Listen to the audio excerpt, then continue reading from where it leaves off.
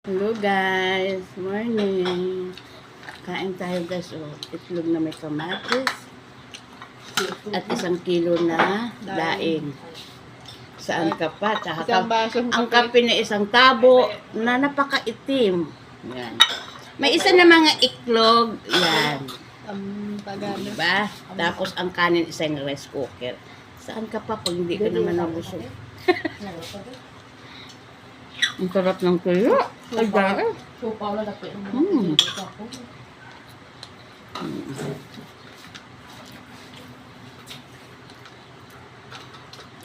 Mamaya may birthday party dito.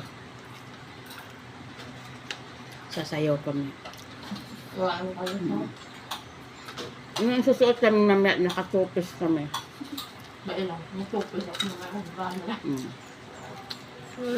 Tapos may trabahador dito, may gumagawa. Bayaan mo sila kung ano makita nila. At naman mag-aalala dyan, sila nga lang nanonood sa amin. Bayaan mo sila. Dalagang Pilipina yung kumakain sa labas.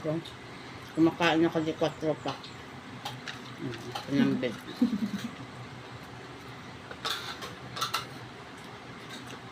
Magandang umaga.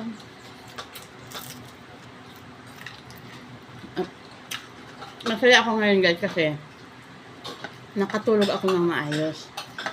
Dahil medyo malamig, umulan kasi nang bumuhos ng ulan.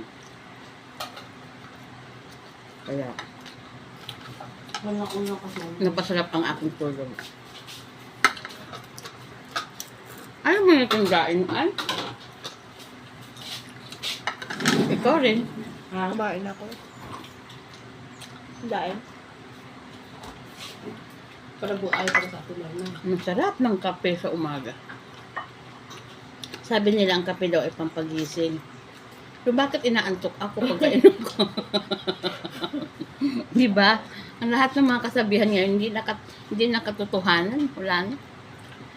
Panahon na ng kupong-kupong. Barako. Pag barako naman inumin mo, saan mo hahibla rin ka? Grabe. Dati lang anak ako.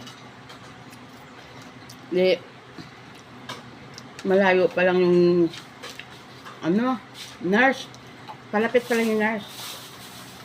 Sabi, matito na ko. I-BP na naman ako nito. Eh di high blood ako nung nandyan na yung BP. Eh di nag-resita ng gamot. Namaya, tapos na niresita ng gamot. Gusto ko uminom ng kape. Abay nag-request ako ng kape sa biyanan ko. Sige anak ko, bilang kita ng kape. Bak, pagkabigay sa akin ng kape, ang bango-bango ng kape. Barako pala yun. High blood ulit. Noon na nga lahati na yung baso na ang kape na nainom ko. Sabi ko parang iba yung pakiramdam ko ha. Tapos iba talaga. Ito parang hinablad ako dito sa kape na to. Tinigil ko. Tapos maya ng BP na naman. Mataas na naman yung dugo. Diyos ko po. Problem. Kape is life. Hindi ka mabubuhay na walang kape. Kasi ayaw na kung addict ka sa kape. Pag hindi ka nakakape ng umaga, pagdating ng hapon, sakit na ulo mo. Alam mo na yun. Magkape ka. Pagpapawisan ka, wala yung sakit. Sige guys, bye na. Para marami akong makain. Bye.